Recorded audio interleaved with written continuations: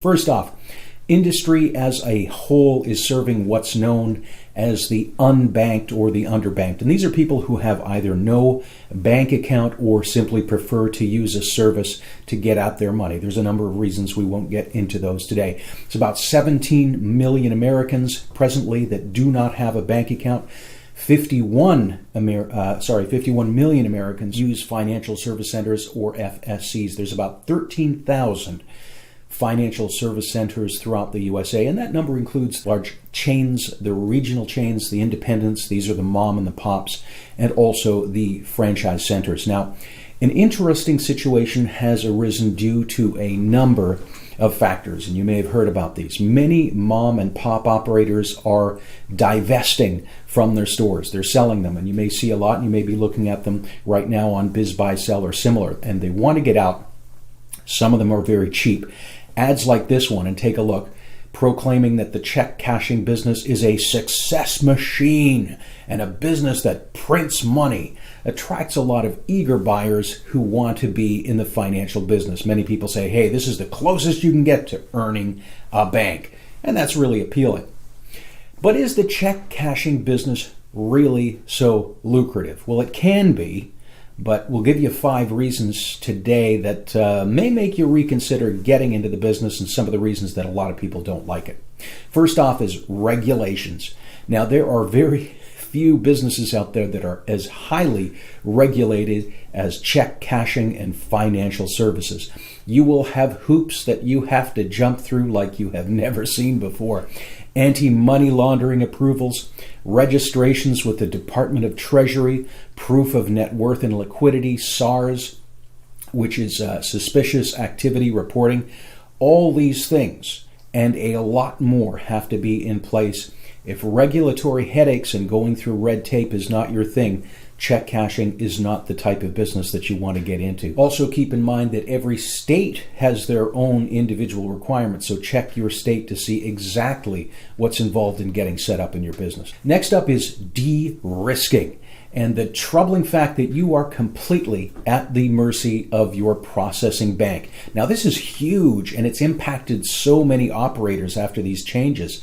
Over the past few years, even those we've seen with 100% compliance records, their banks are pulling out on them.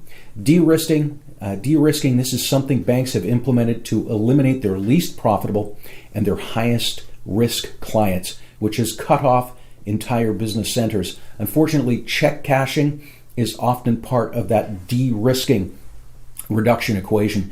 We've heard from clients, literally, they've been around for 20 years. They've lost the relationship with the bank despite never having an issue with them, and no warning, virtually overnight. Now, can you imagine running a business where you're at home trying to sleep and you have no idea if the bank is going to pull the plug on your business tomorrow, essentially shutting your business down? Because that is the reality of the check cashing business. You never know. Now, next up, we're going to look at fraud. Now, this is something that mom and pop and independent check cashing centers have had a hard time keeping up with. Larger chains, in the franchises, they've done a better job of the risk mitigation. Check to see what your seller has in place, because fraud is a big issue. It is going to impact you.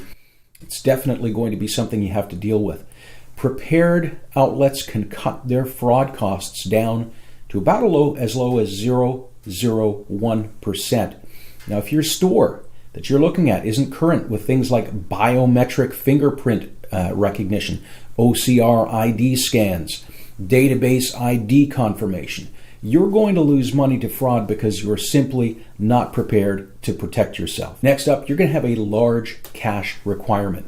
Now, depending on the size of the store and the customer base that you're going to be servicing, $100,000 to $200,000 in cash is going to be needed. Now, that's your inventory, really, in this type of business. If you don't have enough cash to service your customers on your busiest payday, you're going to need to turn people away. That's going to make you lose money. And it's also going to make you lose customers because they're never going to come back to you again. Being undercapitalized in the check cashing business is particularly damaging. So always make sure that you have enough not only to buy your store, to run your store, to pay your employees, but having this huge cash float that's available as well. you need at least $100,000 to $200,000. Point of sale check cashing and FinTech advances. Now, due to changes in technology, you may have seen these, many existing businesses such as grocery stores, restaurants, liquor stores, gas stations, convenience stores are offering this check cashing as a side business. This is just an additional offer to their core business. Because check cashing is not their core business, they can rely on their business to create money. So they drop their check cashing fees to very, very low amounts just to attract customers into the door. Now, obviously, you as a standalone shop, virtually your only profit center is cashing checks. Very difficult for you to drop your prices down as low and to be competitive. Also, through FinTech, lots of other changes. So have to keep an eye on that to see what happens in the future. So can you make money with a check cashing business? Yes, you can. Joining a franchise or a large chain has its advantages. Is it an easy business to run? No, despite what they will tell you, it is not, and there's a number of reasons you might consider not getting into it. Don't forget to like and subscribe, and if you need help searching or researching a business or franchise, give us a call. Our consultations are always free. You can also view our 600 franchise type database at franchise.city. Thanks for watching.